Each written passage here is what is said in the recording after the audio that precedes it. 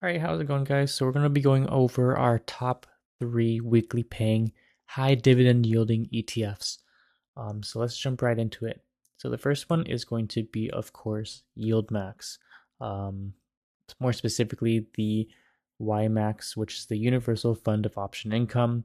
It's basically all of their option income ETFs combined into one, so you're pretty diversified, and it's really done pretty well. As we can see on the chart, it is down 16% all time, and why I'm recommending YMAX is because of this dip.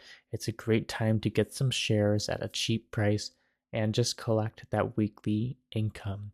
These are solely income producing securities, so that's the main goal.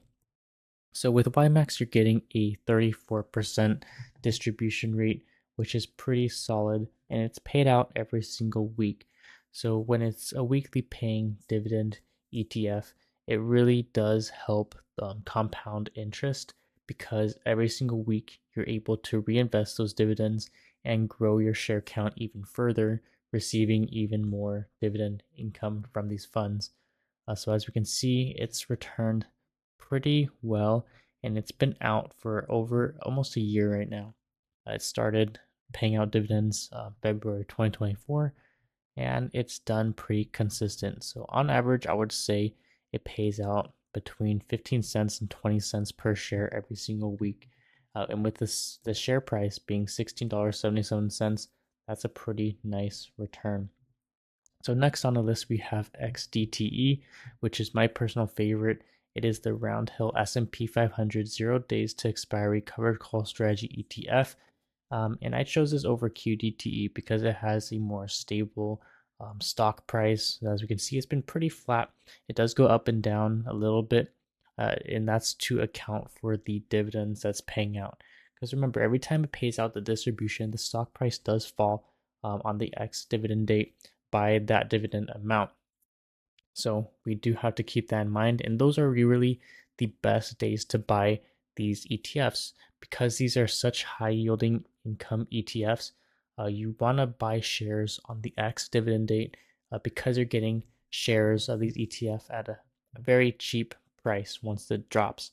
But of course, it does eventually recover depending on the type of ETF that you're buying into.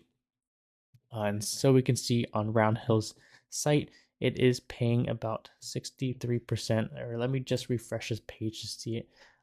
So about 63%. And obviously, these yields are going to be changing rapidly because the distributions are not consistent. They're going to be changing based on how the fund manager is performing with their covered calls. So XDT is one of my favorite ones. It is going to become one of my largest holdings in my portfolio, just because I love how it pays out weekly, how the price is very stable, and overall, I think it's pretty awesome thing to hold in your portfolio. And our third on our list is going to be YBTC, another Roundhill ETF, and this is covering the Bitcoin covered call strategy. So what Roundhill is doing is they're selling covered calls on BITO, which is an ETF for Bitcoin. And as we can see, it is up 5% all time. It is pretty stable. So a lot of people who have gotten into this ETF early on in January have made out very high returns. And recently, this ETF has changed from a monthly paying ETF to a weekly paying ETF. And that has made it very attractive to many investors who love weekly paying ETFs. It's very fun to receive weekly dividends because you're getting that dopamine hit every single week, every single Friday when that paycheck hits in, versus every single month or even every single quarter, which a lot of these other ETFs are known for. So let's take a look at the dividend yield. So it does have about a 39.71% distribution rate. And this is as of 12/31/2024. So it is a little bit outdated. It is going to change a little bit, but overall, YBTC has had a very great return. And just like XDT, very good income potential. And you're also getting exposure to Bitcoin. If you're not really sure whether to buy MSTY or those other Bitcoin income ETFs, I would highly suggest YPTC. It's pretty stable, and overall, it's a really nice fund. Now, if we take a look at the total returns, and we are going to compare it with SPY, so we have YBTC, XDTE, and YMAG.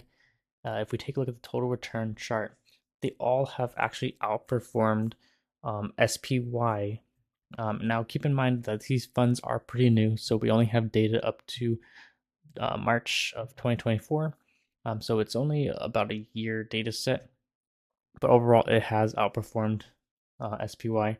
As you can see, the overall return has been pretty nice for YPTC, with XDT E being a 19% return and YMAG being a 28% return, with SPY only being a 17% return. So that's pretty cool that these funds, even though it doesn't have great stock growth, it is giving an overall return much higher because of those distributions.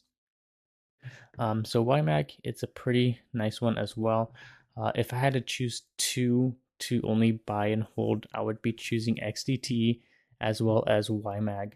Those are my two favorites. Those are very diversified. And overall, I think that those are going to be great in the long run.